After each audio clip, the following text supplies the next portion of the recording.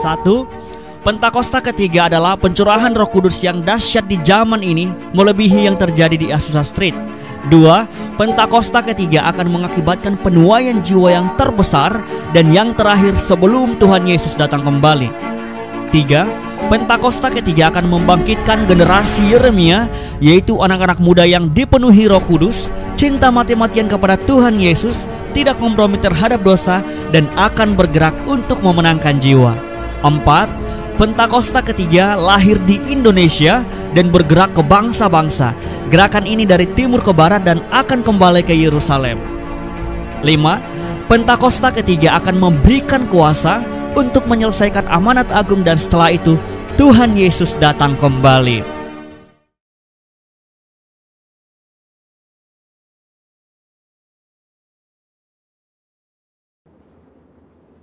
Shalom saudara, saya berharap kita semua dalam keadaan yang luar biasa. Dalam Voice of Pentecost kali ini, kita akan belajar mengenai hati Bapa. Seperti yang kita tahu bahwa Allah menciptakan dan menempatkan manusia sebagai ciptaan yang istimewa dibandingkan dengan ciptaan lainnya. Manusia bukan sekedar diciptakan, tetapi dijadikan seturut gambar dan rupa Allah dan dihembusi dengan nafas kehidupan. Hubungan antara Allah dan manusia bukan hanya antara pencipta dengan ciptaannya, tapi sebuah hubungan yang istimewa, yaitu digambarkan seperti seorang bapa dengan anak-anaknya. Hubungan Allah dan manusia yang disamakan dengan hubungan bapa dan anak diajarkan Tuhan Yesus sendiri yang merupakan hasil dari karya penebusannya di kayu salib. Tuhan Yesus juga mengajarkan sebuah doa yang dikenal dengan doa Bapa kami, dan doa ini dimulai dengan menyebut Allah sebagai Bapa kami yang di sorga. Dalam doanya, ia juga memanggil Allah dengan sebutan Bapa. Dalam pengajarannya, ia memakai perumpamaan bapa dan anak seperti perumpamaan anak sulung dan anak bungsu. Inilah hubungan yang Allah ingin nyatakan kepada manusia ciptaannya, tetapi karena pemberontakan dan pelanggaran perintah Allah oleh manusia, maka hubungan ini menjadi rusak. Iblis memperdaya manusia dengan tipuan yang buat seolah-olah Allah berbohong dan tidak mau tersaingi oleh manusia. Iblis juga menyatakan bahwa manusia akan menjadi seperti Allah ketika memakan buah pengetahuan yang baik dan jahat. Menjadi seperti Allah adalah sebuah hal yang membuat manusia tertarik untuk makan buah itu, sekalipun mengerti segala konsekuensi yang harus ditanggung dan hasilnya justru menghancurkan hubungan yang baik antara Allah dan manusia. Demikian juga hari-hari ini, iblis terus merusak gambaran Bapa Sorgawi dengan cara merusak gambaran Bapa Jasmani agar manusia kehilangan hubungan yang istimewa ini. Nah, berikut ini adalah kesalahan dari tindakan Bapa Jasmani yang merusak gambaran Bapa Sorgawi. Yang pertama, seorang ayah yang menggunakan otoritasnya dengan sewenang-wenang dan memberikan kasih bersyarat kepada anak-anaknya. Maka seorang anak akan sukar menerima dan percaya akan kasih Bapa Sorgawi yang tak bersyarat. Yang kedua, seorang ayah yang suka berbohong dan tidak menepati janji karena berbagai alasan yang dibuat-buat akan menjadikan anak-anaknya tidak dapat mempercayai janji-janji Bapa Sorgawi. Dan yang ketiga, seorang ayah yang tidak menyediakan waktu yang cukup dan berkualitas untuk anak-anaknya, yang akhirnya membuat anak merasa tidak dihargai dan tidak dapat mempercayai kasih Bapa. Sebuah hasil survei yang dilakukan di kalangan generasi muda Gereja Bethel Indonesia menyatakan bahwa ketika menghadapi masalah, hanya 30% yang bercerita kepada orang tuanya, sedangkan 59% lainnya bercerita kepada orang lain, dan 11% memendam masalah itu sendiri. Selain itu, 12,5% kaum muda GBI mengakui bahwa mereka memiliki hubungan yang buruk dengan orang tua, dan 43% tidak ingin memiliki pasangan hidup seperti orang tuanya. Anak yang orang tuanya bercerai memiliki potensi 2 kali lipat lebih besar mengalami hubungan yang buruk dengan orang tuanya dan berkeinginan untuk bunuh diri dibandingkan dengan anak yang orang tuanya tidak bercerai. Pengakuan dari mereka yang memiliki hubungan yang buruk diakibatkan karena tersakiti oleh kata-kata yang diucapkan orang tua, mendapatkan pukulan fisik, merasa orang tua tidak memiliki waktu yang cukup bagi dirinya, dan tidak bisa menjadi teladan. Pada kenyataannya, tidak semua orang dapat memanggil Tuhan dengan sebutan Bapa. Ada keraguan, bahkan penolakan untuk menyebut Bapa karena pengalaman-pengalaman yang buruk dengan orang tuanya. Hal ini menyebabkan banyak dari kita tidak dapat memiliki hubungan yang dekat dengan Bapa Sorgawi. Padahal, Alkitab memberikan gambar yang sangat jelas bahwa Allah adalah Bapa yang sangat mengasihi manusia.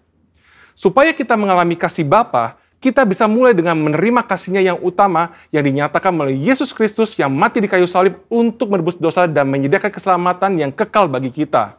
Di kayu salib, Tuhan Yesus berteriak, Eli, Eli, lama sabatani, yang artinya Allahku, Allahku, mengapa engkau meninggalkan aku? Tuhan Yesus ditinggalkan Bapaknya supaya kita semua bisa diperdamaikan dengan Bapa Sorgawi dan mengalami pemulihan dalam hubungan kasih Bapa. Matius 7 ayat 11 berkata, jadi jika kamu yang jahat tahu memberi pemberian yang baik kepada anak-anakmu, apalagi Bapamu yang di sorga, Ia akan memberikan yang baik kepada mereka yang meminta kepadanya. Bapa di sorga tidak akan mengecewakan anak-anaknya. Kasih Bapa Sorgawi melebihi kasih seorang Bapa jasmani dan mampu memberikan yang baik kepada anak-anaknya. Dan bagian terbaiknya adalah Bapa memberikan rohnya sendiri kepada anak-anaknya sebagai penasehat dan penolong. Amsal 14 ayat 26 menjanjikan bahwa dalam takut akan Tuhan ada ketentraman yang besar, bahkan ada perlindungan bagi anak-anaknya.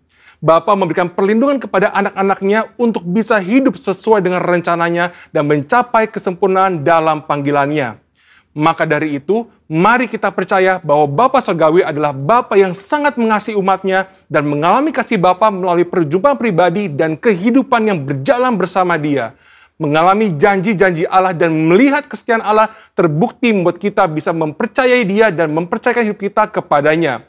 Bapa memberikan Roh Kudusnya agar kita percaya akan kasih Bapa dan mampu untuk mengampuni orang-orang yang pernah merusak gambaran Bapa yang baik serta memulihkan hati kita menjadi baru untuk bisa mengalami kasih Bapa yang sempurna.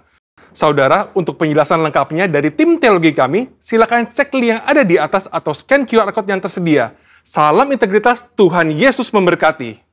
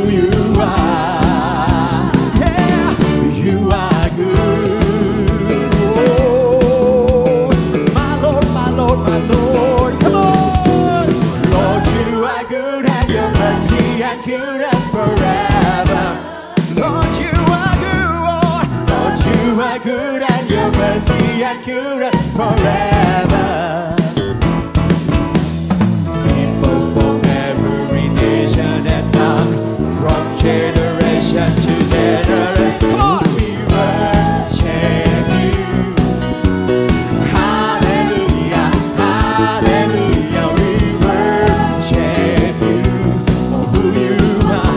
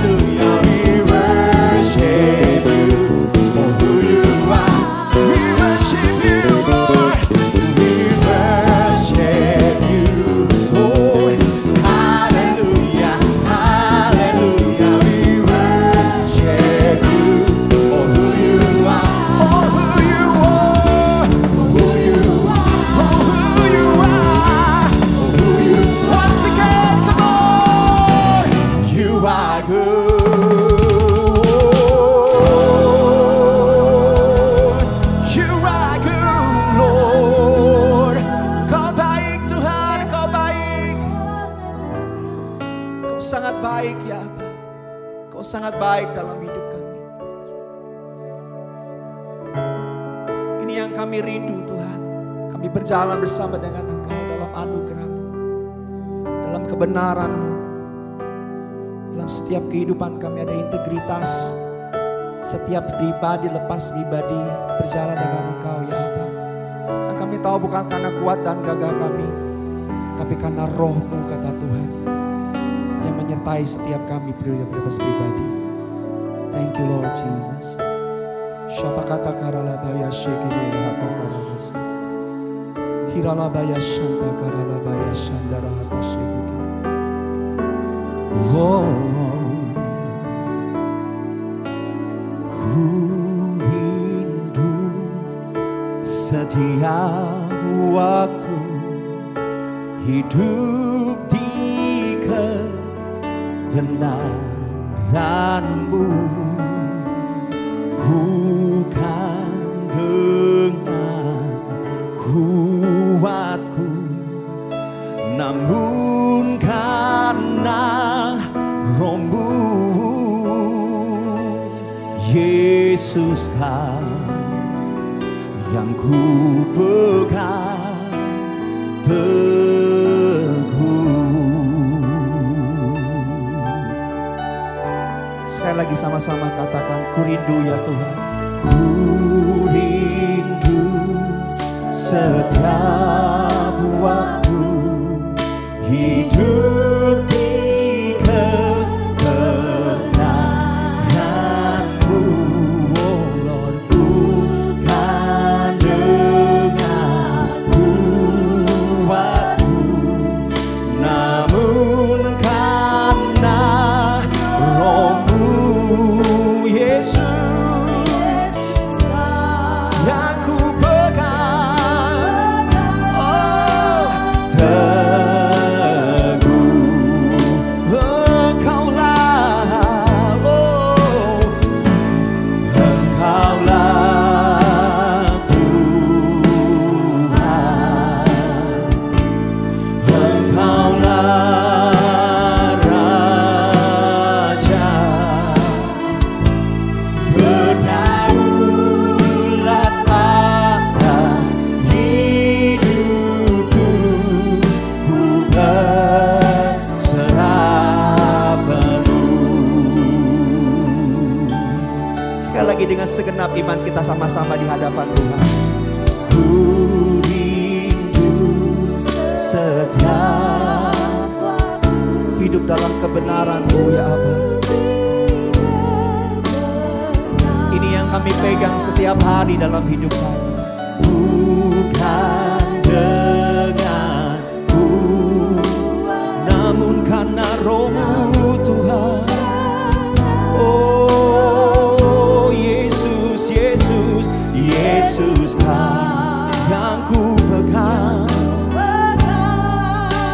teguh. Mari angkat tanganmu, katakan, oh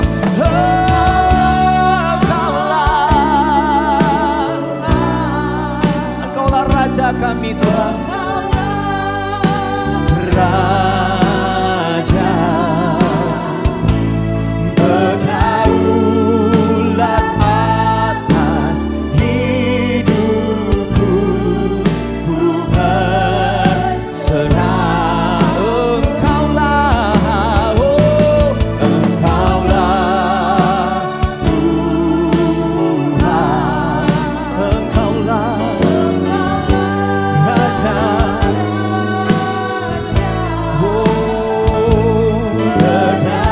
Berdaulat atas hidupku, berserah. Oh Lord,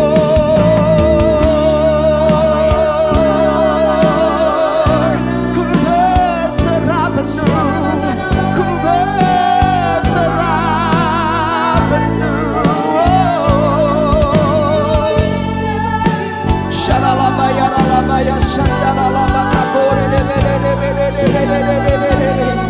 Mari angkat tangan sama-sama di hadapan Tuhan. Waktu kami angkat tangan, Engkau Tuhan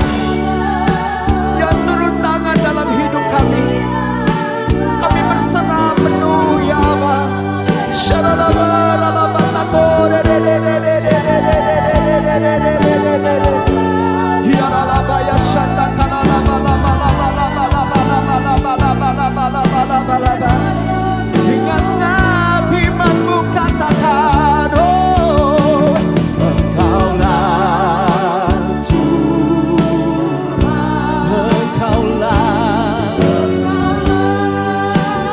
Raja,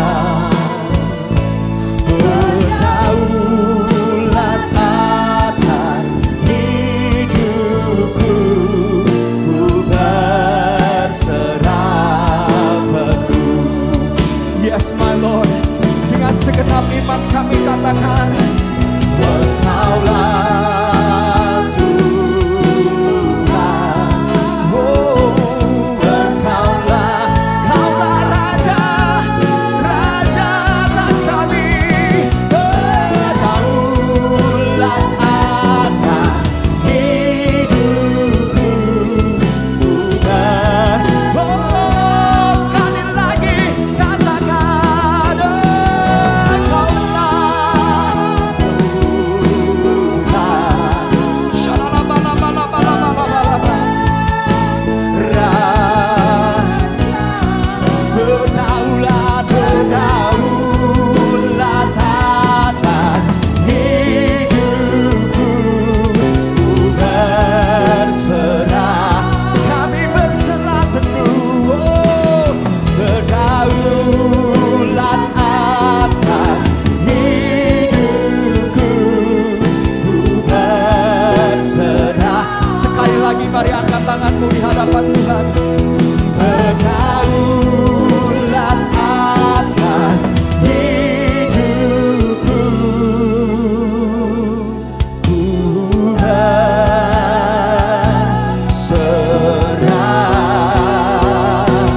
penuh, oh, ku berserah penuh Tuhan, Kau yang berdaulat penuh, oh Lord. We surrender, oh Lord.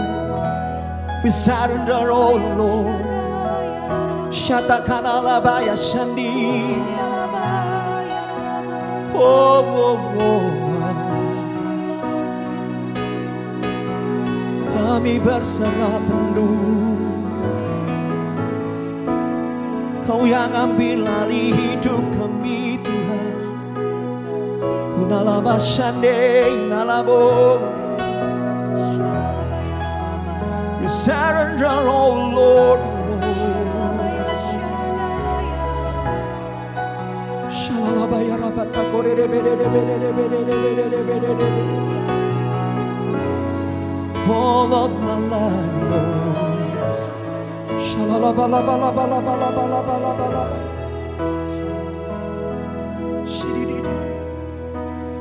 I surrender. I surrender, Lord, I surrender my life, give it all to you, oh, I surrender, oh, I surrender, Lord, I surrender, oh Lord, Lord, I surrender my life, give it all to you. Once again, come on, church. I surrender. Oh, I surrender, Lord. I surrender, my Lord, my Lord, Lord, I surrender my life. Give it all to you, oh, to you. Oh, come on, I surrender, Lord.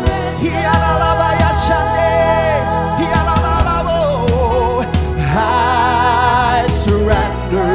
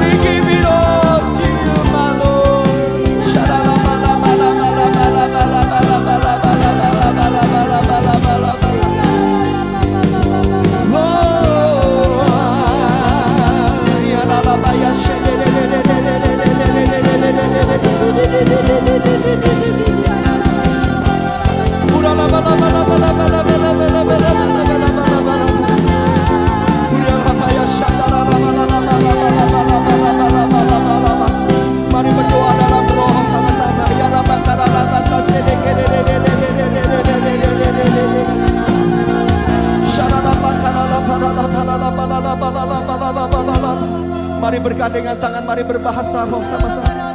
Huria basyata karala bore de bekene de beata karala bata shandara la bala bala bala bala bala bala. Huria bakarala baya shede de de de de de de de de de de. Huria la la bakarala baya rabaya shandara la baya la bore de de de de de de.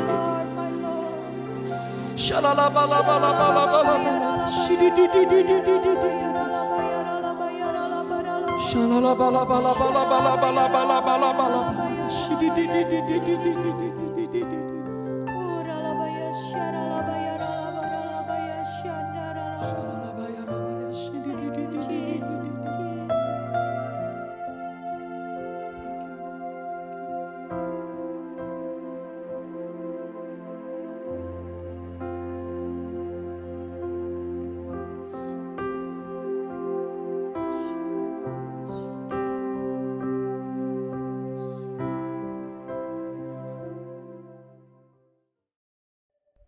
Shalom, terima kasih buat kesempatan boleh melayani pada saat ini. Terima kasih buat Bapak Gembala, Pak Kiki Haryadi, dan seluruh hamba-hamba Tuhan di Rayon Saturday. Terima kasih untuk kesempatan saya boleh melayani dan bagi berkat pada kesempatan yang luar biasa ini. Mari saudara kita persiapkan hati kita untuk terima firman Tuhan.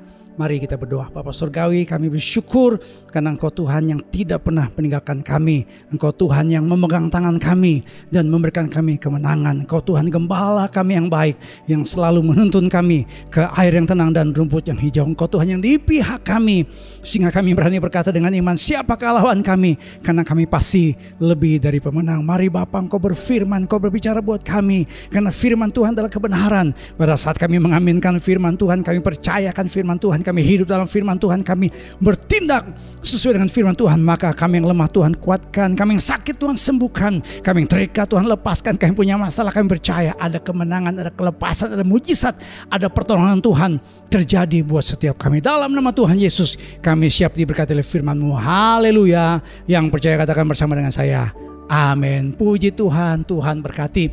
Saudara, saya akan bicara tentang faithfulness. Saya akan bicara tentang kesetiaan yang saya bacakan dalam 1 Timotius pasal pertama. 1 Timotius pasal pertama mulai ayat yang ke-12. Mulai ayat yang ke-12 saya bacakan.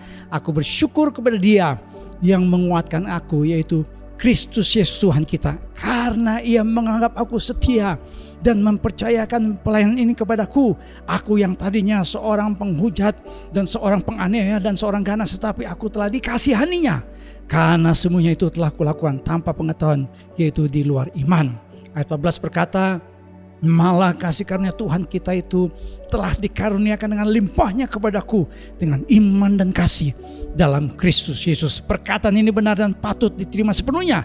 Kristus Yesus datang ke dunia untuk menyelamatkan orang berdosa, dan di antara mereka akulah yang paling berdosa. Puji Tuhan, kita yang berbahagia adalah kita yang mendengar firman dan menyimpan dalam hati kita, dalam kehidupan kita. Puji Tuhan. Saya mau cerita sedikit saudara tentang satu masalah terbesar yang dihadapi dalam gereja, dalam kehidupan manusia, yaitu apa? Angka perceraian yang semakin meningkat. Menurut sebuah survei di Amerika Serikat, saudara, ternyata usia 40 sampai 44 tahun ini adalah tahun-tahun yang paling banyak orang mengalami namanya perceraian. Usia 40 sampai 44 tahun. Ini hasil survei di Amerika Serikat. Saya tidak tahu saudara di Indonesia, tetapi saudara mungkin saya bisa menjelaskan dengan fase dalam pernikahan. Kalau saudara temukan dalam pernikahan itu ada fase-fasenya, ada tahap-tahapannya, seperti kayak sebuah perjalanan gitu ya, seperti sebuah journey. Fase yang pertama atau tahap yang pertama adalah fase cinta romantis. Ini fase di mana suami dan istri baru masuk dalam pernikahan. Ya, indah semuanya. Ya, dalam pernikahan itu biasanya kan ya di awal pernikahan kejar-kejaran di taman. Yang satu dikejar, satu mengejar, dan apa? Herder mengejar kita berdua. Ya, seperti orang kejar-kejaran di mall. Yang satu dikejar, satu mengejar, dan ya satpam mengejar kita berdua. Ya, dipikir ada yang kecopetan. Itu tahap cinta romantis. Everything is beautiful, segalanya indah. Ya, gunung kan ku daki, lautan kan ku seberangi, api kan ku loncati. Itu terakhir Singa Sirkus, saudara ya. Itu perkataan dari orang yang lagi cinta romantis. Tetapi lihat fase kedua, itu fase kekecewaan dan tertekan. Jadi ternyata ketika masuk dalam pernikahan ada konfliknya, ada perbedaannya. Saya suka mengatakan pernikahan itu bukan karena cocok, tetapi dicocok-cocokin sampai cocok. Banyak suami gak sadar bahwa istrinya perempuan. Ya, maksudnya apa? Kadang suami berpikir ya diri istrinya, perasaan istri seperti dia. Seperti seorang suami.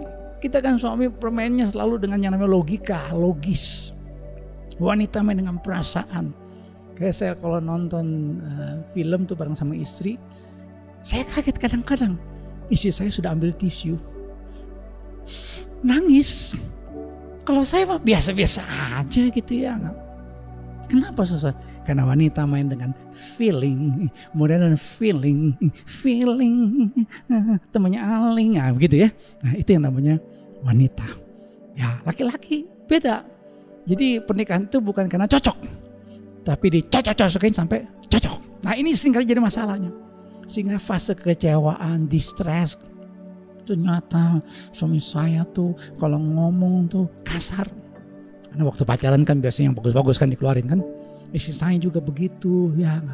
Sehingga kadang-kadang ada yang disebut dengan tadi perceraian di usia 40 sampai 44 tahun, itu hasil survei.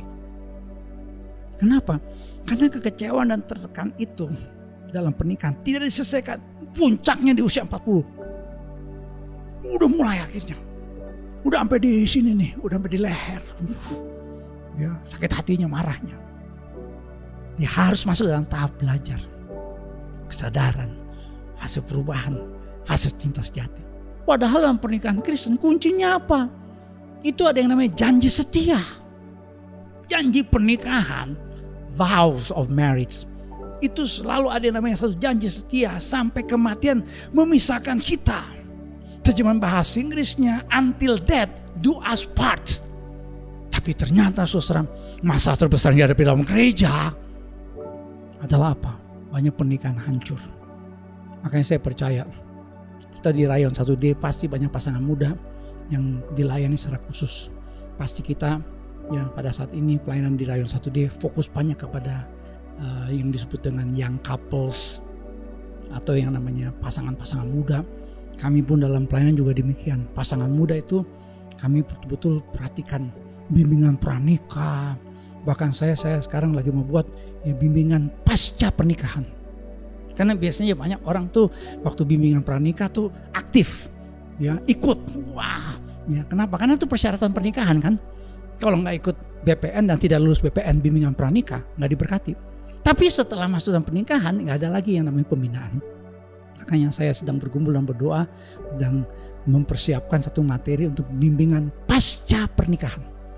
Jadi bukan hanya pra pernikahan tapi pasca setelah menikah. Kenapa? Karena supaya suami dan istri itu tetap punya namanya faithfulness. Nah maksudnya apa nih saudara? Ya, kenapa saya membuka topik tentang faithfulness, tentang yang namanya pernikahan, masalah pernikahan, perceraian.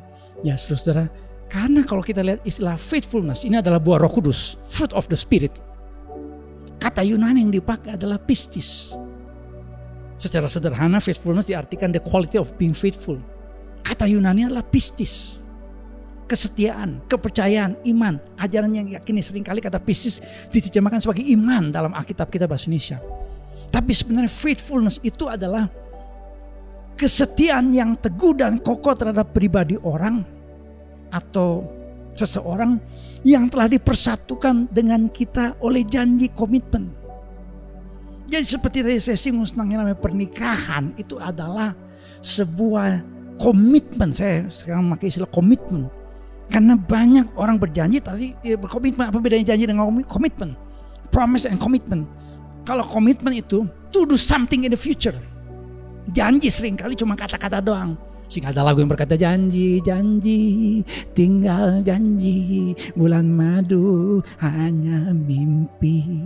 Kau yang berjanji, kau yang mengingkari, kau yang memulai, kau yang mengakhiri. Ini lagu jadul, maaf. Ini lagu yang gak cocok buat kita. Faithfulness itu adalah sifat yang layak dipercayai, kejujuran, integritas. Kalau kita bicara soal faithfulness itu bicara bukan hanya masalah hubungan suami dan istri, tapi ini kehidupan iman. Karena kata faithfulness, faithful, to be faithful, to have faith. Jadi ketika orang itu beriman tuh artinya dia harus punya namanya satu keyakinan yang kuat, di mana dia tidak mengingkari apa yang dia pernah ucapkan kepada Tuhan. Tapi ada banyak orang Kristen kan cuma lagi kefefet doang, dia baru punya sungguh-sungguh kepada Tuhan ya. Lagi ada masalah dia berkata, Tuhan, kalau saya Tuhan sembuh, saya akan ke gereja 7 kali. Padahal di gereja cuma 6 kali. Yang ke-7 ibadah sekolah minggu. Bayangkan ibadah sekolah minggu aja dia mau ikut. Tapi ketika sembuh dia berkata, Tuhan, yang kemarin Tuhan asbun asabunyi, asma asamangap, omong doang. Itu bukan orang yang disebut dengan faithfulness. Dan ini kunci sukses. Baik dalam pernikahan, dalam pelayanan, dalam kehidupan iman, bahkan dalam bisnis. Pastor Andy Stanley mengatakan begini, success is remaining faithful to the process God has laid out for you. Sukses adalah tetap setia, remaining faithful to the process, kepada proses. Pernikahan itu sebuah proses, pelayanan itu sebuah proses, kehidupan iman kita sebuah proses. Kehidupan kita saat ini kalau kita dalam masa pandemi sebuah proses yang Tuhan tetapkan dalam kehidupan kita. Kalau saya boleh membuka dalam Alkitab, saudara, kita menemukan ada yang peta Alkitab. Maka sudah melihat ada namanya peta Alkitab perjalanan misi dari seorang hamba Tuhan namanya Rasul Paulus. Kita menemukan saudara rahasia dia dipakai Tuhan dengan luar biasa. Karena dia memiliki namanya kesetiaan, faithfulness dalam kehidupan pribadinya kepada Kristus dan kehidupan pelayanannya bagi banyak orang. Kalau sudah lihat petanya yang disebut dengan Map of Paul's Missionary Journeys, sudah menemukan Rasul Paulus Tuhan pakai dari gereja di Asia sampai di gereja di Eropa. Ini adalah orang kedua setelah Tuhan Yesus yang memberikan pengaruh besar bagi kehidupan orang-orang Kristen seluruh dunia sampai hari ini. Kenapa saudara?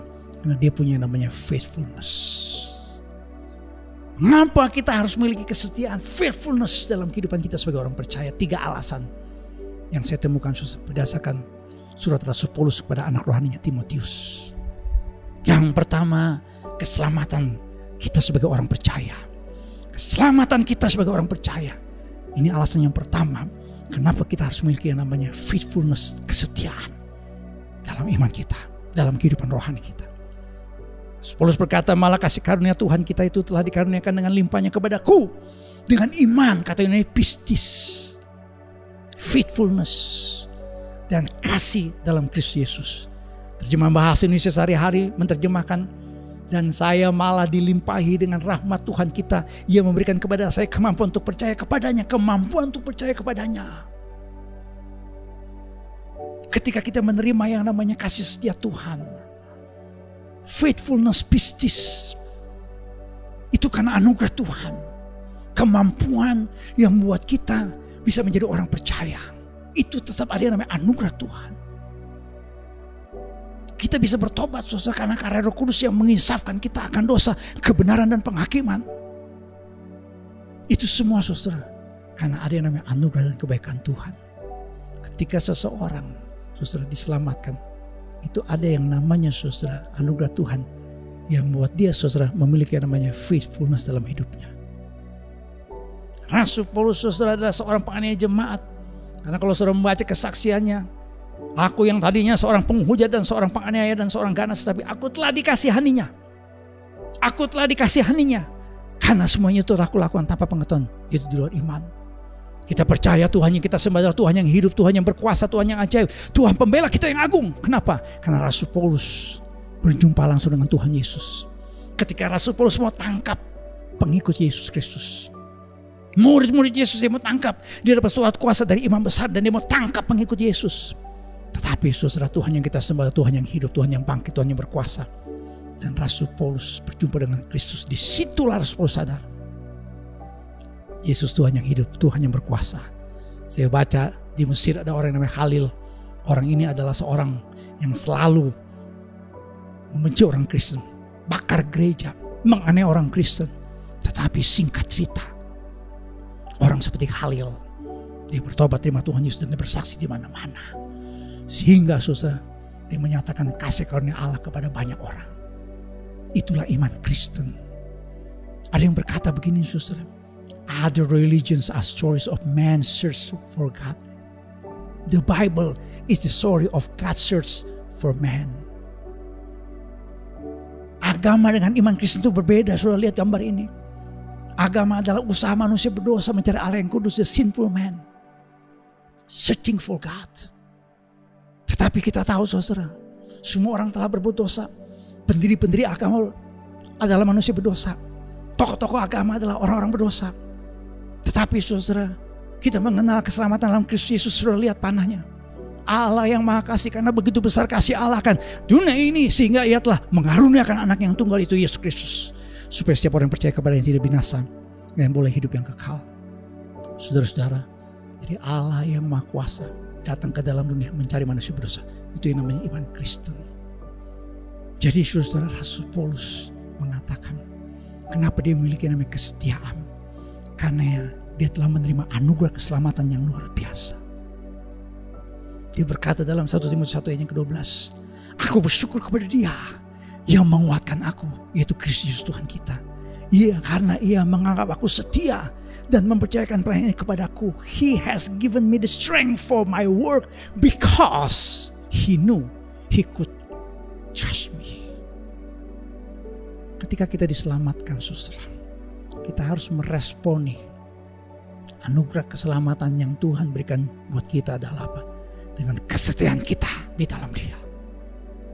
Saya menemukan dalam Alkitab ada banyak orang-orang yang hidupnya dipakai Tuhan.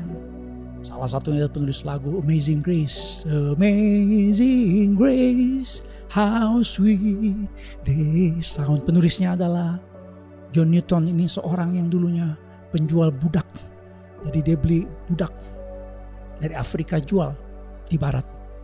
Tetapi saudara, bukan hanya dia seorang yang disebut sebagai penjual atau slave traders, tetapi dia seringkali mengeluarkan kata-kata yang penuh dengan ucapan-ucapan yang penuh dengan sumpah serapah. Kata-katanya tuh bonbin, orang bilang kebun binatang. Nah ini aneh saudara ya. Kebun binatang yang begitu gede bisa pindah ke mulut yang kecil, itu aneh ya. Saudara, John Newton satu kali dalam kapal mengalami badai yang luar biasa, dan kapalnya sedang menuju sebuah batu karang yang besar dan siap menenggelamkan kapalnya. Kapal sudah siap tenggelam karena akan menghantam sebuah karang yang besar. Saudara, disitulah John Newton sadar. Dia bertobat. Orang kalau sudah kefepet, apa saudara? Kefepet, baru ingat Tuhan. Dia serahkan hidupnya buat Tuhan, saudara. Dia minta ampun. Ajaib saudara. Musuhnya kapalnya menghantam karang itu dan tenggelam mati. Tetapi tiba-tiba jadi teduh. Di situ dia sadar Tuhan memberikan dia anugerah untuk diselamatkan. Selesai dari badai itu saudara, selesai sudah perjalanan hidupnya sebagai seorang penjual budak, dan dia serahkan hidupnya kepada Tuhan. Dia meresponi kasih karena Tuhan dengan apa melayani Tuhan. Bahkan dari hidupnya lahirlah kata-kata indah. Ini himne lagu rohani yang paling banyak dinyanyikan, Amazing Grace. Lahir dari seorang yang kata-katanya dulu penuh dengan sumpah serapah. Kenapa saudara? Karena anugerah Tuhan yang berlimpah dalam hidup. Tetapi John Newton meresponi anugerah Tuhan dengan cara apa saudara? Dengan memberikan hidupnya kepada Tuhan sungguh-sungguh, dengan hidup setia melayani Tuhan. Saya saudara sering menyaksikan kisah hidup Andrew Chen dengan temannya Myuran Sukumaran. Ini dua orang yang dikenal sebagai The Bali Nine. Mereka yang selundupkan 9 kg narkotika. Ini geng narkotika yang hebat, selundupkan 9 kg ke Indonesia, ditangkap dan mereka dijatuhi hukuman mati. Mungkin saudara pernah dengar ceritanya, saya sering kali menyaksikan ini saudara. Tapi yang menarik saudara, Andrew Chen dan Myuran Sukumaran, mereka nyanyi lagu Amazing Grace. In the moments before they were killed. Kenapa saudara? Karena Andrew Chen dan Myuran Sukumaran, mereka bertobat di penjara Gerobokan Bali. Sehingga sampai akhir hidupnya dia setia dan mengangkat pujian ini. Kesaksiannya kan luar biasa saudara. Bayangkan dia mau ditembak mati. Biasanya duduk, dia berdiri. Biasanya ditutup matanya untuk ditembak mati. Dieksekusi di Nusa Kambangan kan, Cilacap. Dia buka mata, dia nyanyi lagu ini. Saya suka bikin joke sedikit, Kalau yang nembak itu saudara pasukan Brimob. Yang nembak itu pas minum. Ada orang Kristen, apalagi orang Batak yang suka nyanyi. Wah, bisa lain ceritanya. Karena pas mau ditembak, ya, Andrew Chen nyanyi lagu Amazing Grace. Yang mau nembak orang Batak ikut nyanyi. How sweet is. Akibatnya apa? Dia lupa nembak. Ya, dia taruh senjatanya, dia ambil kantong kolektor, dia edarkan di tengah-tengah penghuni yang lainnya.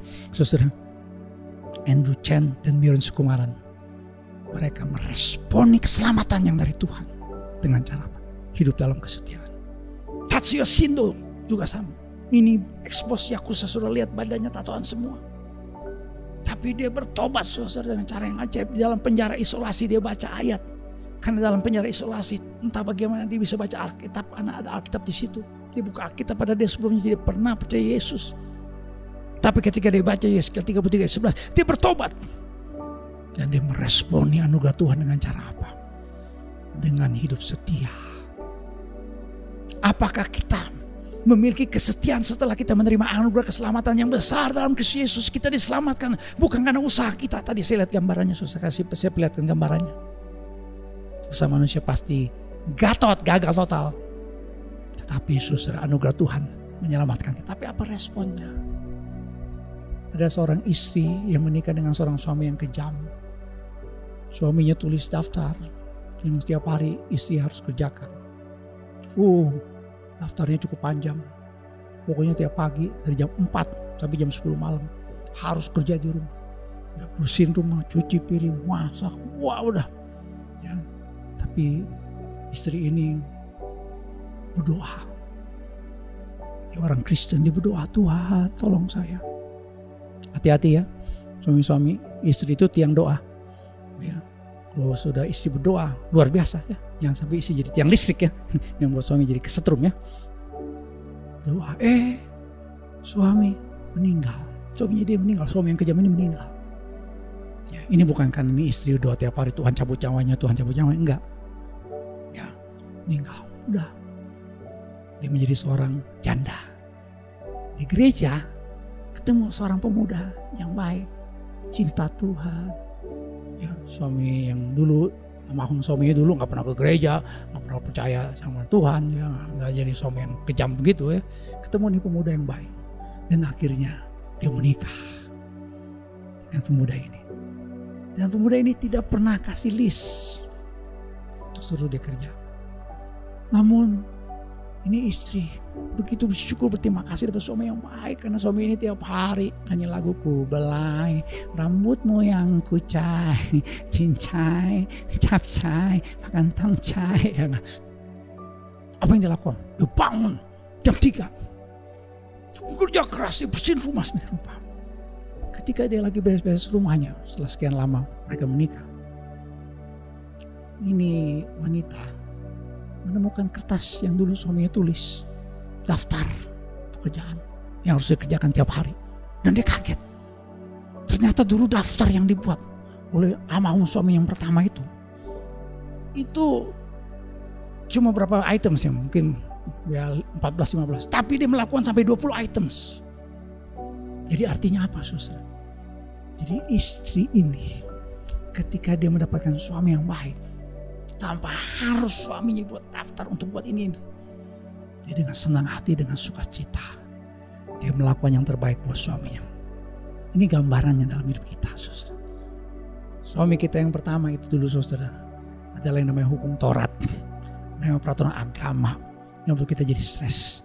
Tapi anugerah dalam Kristus Yesus buat kita meresponi keselamatan yang Tuhan berikan buat kita.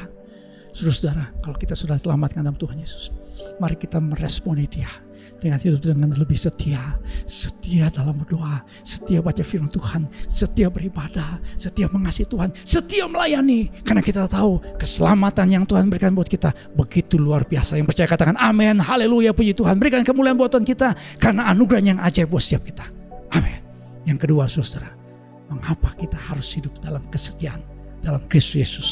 Yang kedua, saudara, karena keteladanan orang percaya. Tetapi engkau telah mengikuti dari dekat cara ajaranku, cara hidupku, pendirianku, imanku, kesabaranku, kasihku. Nah, kata Yunani pistis dipakai. Kasihku, pistis, kesetiaanku, dan ketekunanku. Rasul Paulus menjadi teladan 2 Timotius dalam penderitaannya. 2 Timotius 3 ayat yang ke-11. Karena kenapa? Karena model paling Rasul Paulus kalau sudah baca dalam 2 Timotius 1 ayat 13, 1 Korintus 11 ayat yang pertama, Filipi 4 yang ke-9, Rasul Paulus selalu memakai yang namanya keteladanan. Kita tahu ada 2 model pembelajaran, ada model Yunani, ada model Ibrani.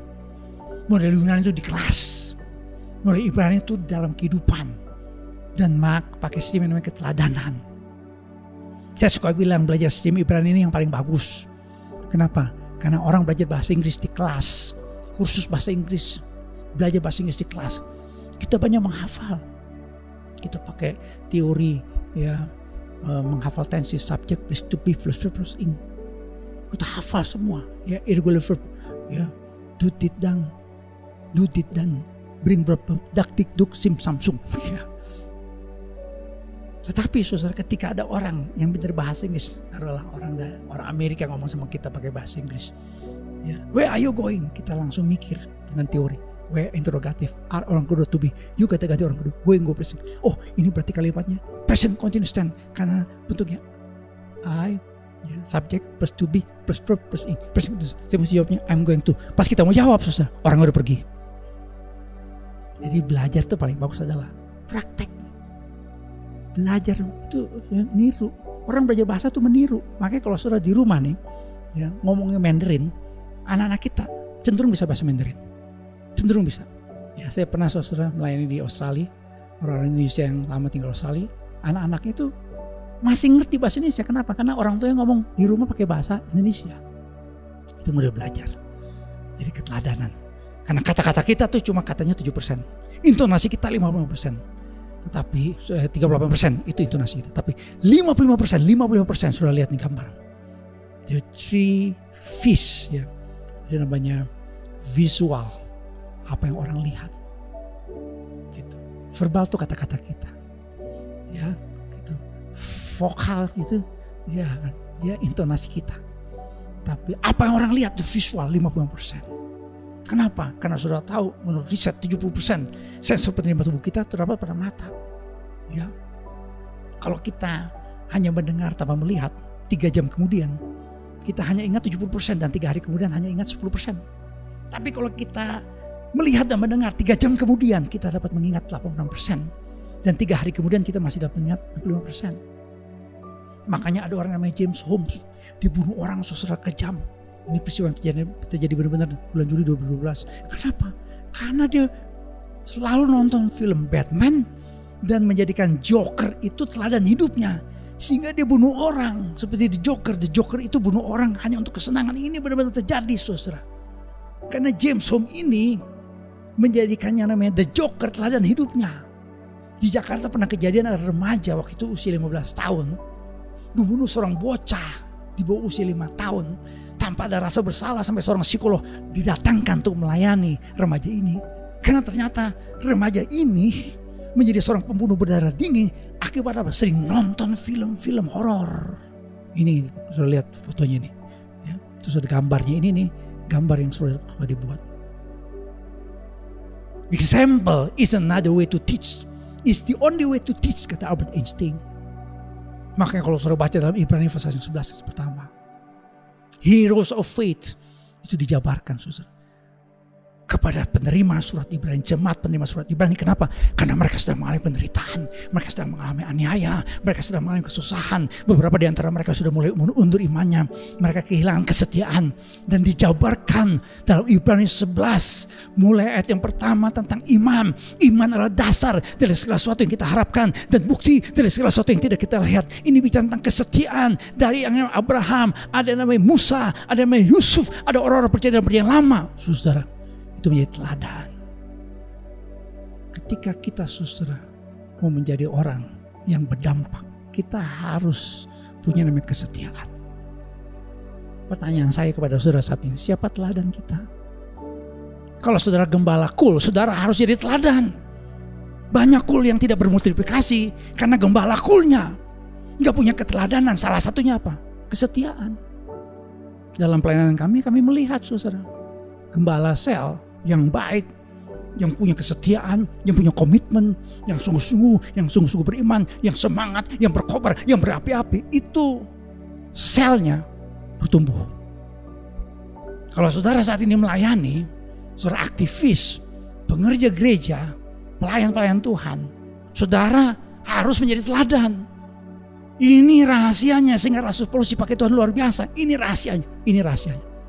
Saudara, pertanyaan saya kepada saudara, sudahkah kita menjadi teladan dalam keluarga? Kalau kita mau anak-anak kita memiliki namanya faithfulness, kita telah menerima kesetiaan yang begitu luar biasa dari Tuhan.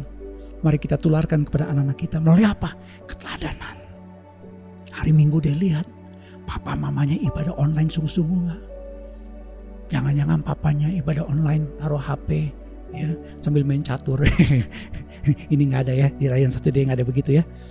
Jangan-jangan mamanya yang ikut ibadah taruh HP sambil masak-masak gitu ya. Gak ada di Rayon 1D, gak ada ya, gak ada.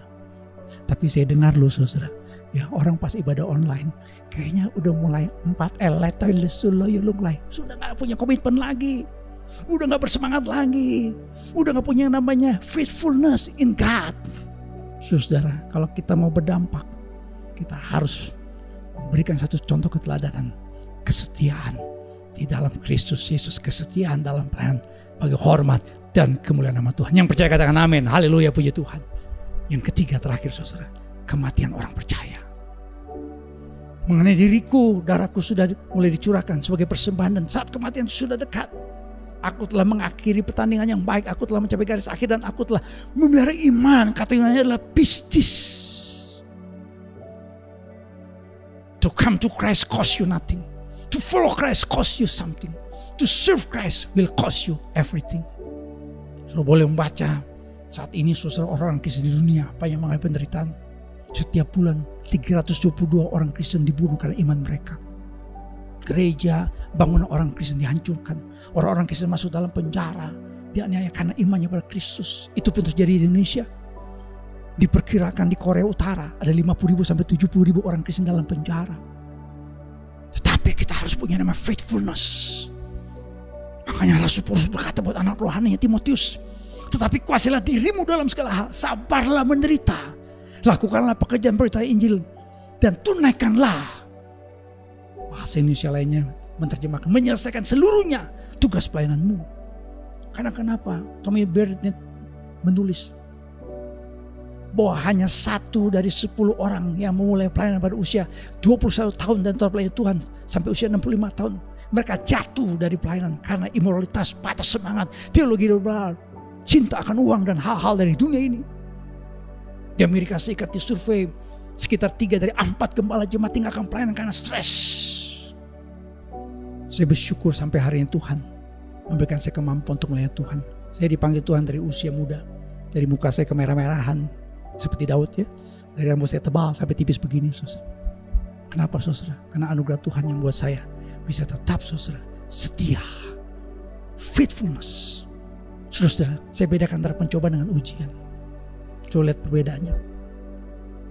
Pencobaan itu dari iblis bersifat negatif, buat kita berdosa dan akhirnya kebinasaan yang dialami.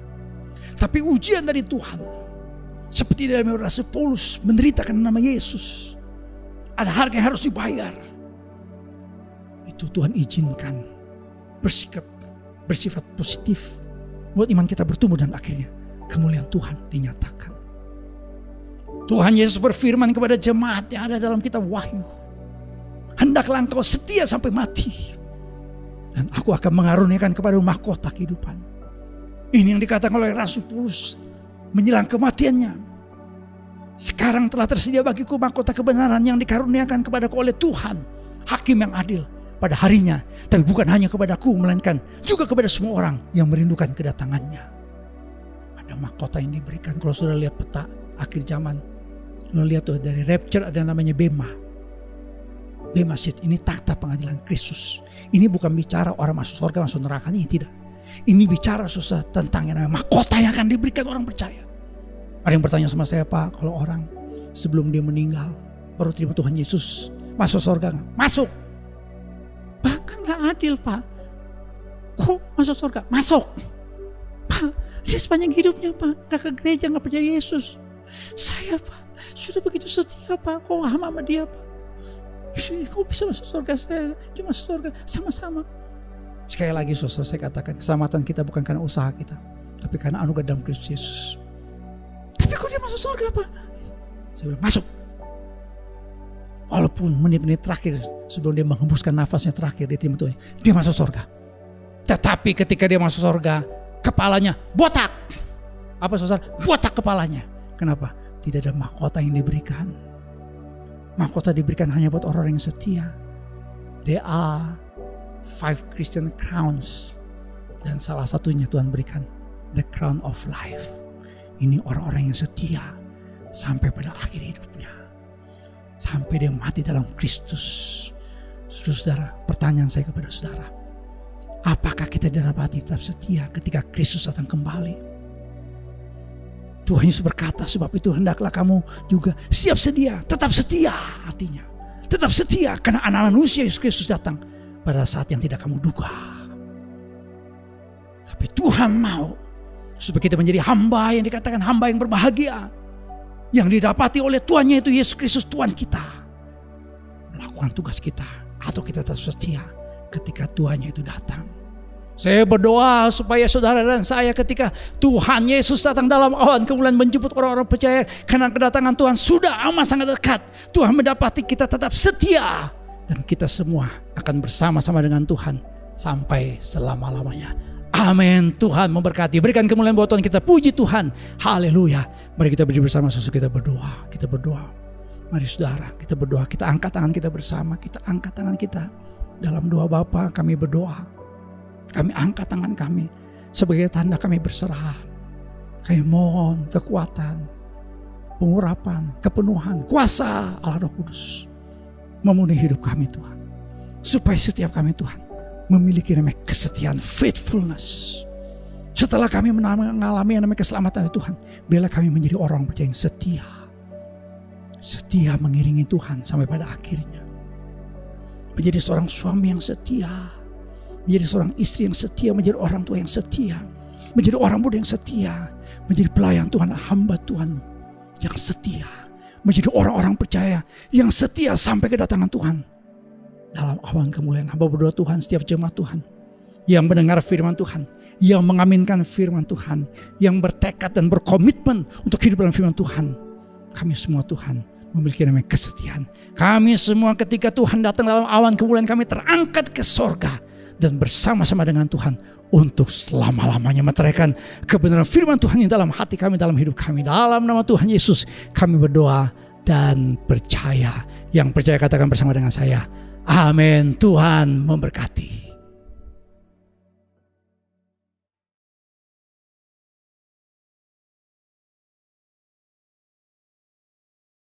Mazmur 91 ayat 1 sampai 16. Dalam lindungan Allah, orang yang duduk dalam lindungan yang maha tinggi dan bermalam dalam naungan yang maha kuasa akan berkata kepada Tuhan, tempat perlindunganku dan pertahananku, Allahku yang kupercayai. Sungguh Dialah yang akan melepaskan engkau dari jerat penangkap burung, dari penyakit sampar dan busuk. Dengan kepaknya, Ia akan melindungi engkau. Di bawah sayapnya, engkau akan berlindung. Kesetiaannya ialah perisai dan pagar tembok. Engkau tak usah takut terhadap kedahsyatan malam, terhadap panah yang terbang di waktu siang, terhadap penyakit sampar yang berjalan di dalam gelap, terhadap penyakit menular yang mengamuk di waktu petang. Walau 1000 orang rebah di sampingmu dan 10.000 di sebelah kananmu, tetapi itu tidak akan menimpa kamu. Engkau hanya menontonnya dengan matamu sendiri dan melihat pembalasan terhadap orang-orang fasik. Sebab Tuhan ialah tempat perlindunganku, yang maha tinggi telah kau buat tempat perteduhanmu. Malapetaka tidak akan menimpa kamu dan tulah tidak akan mendekat kepada kemahmu. Sebab malaikat-malaikatnya akan diperintahkannya kepadamu untuk menjaga engkau di segala jalanmu. Mereka akan menantang engkau di atas tangannya, supaya kakimu jangan terjatuh kepada batu. Singa dan ular gedung akan kau langkahi, engkau akan menginjak anak singa dan ular naga. Sungguh hatinya melekat kepadaku, maka aku akan meluputkannya.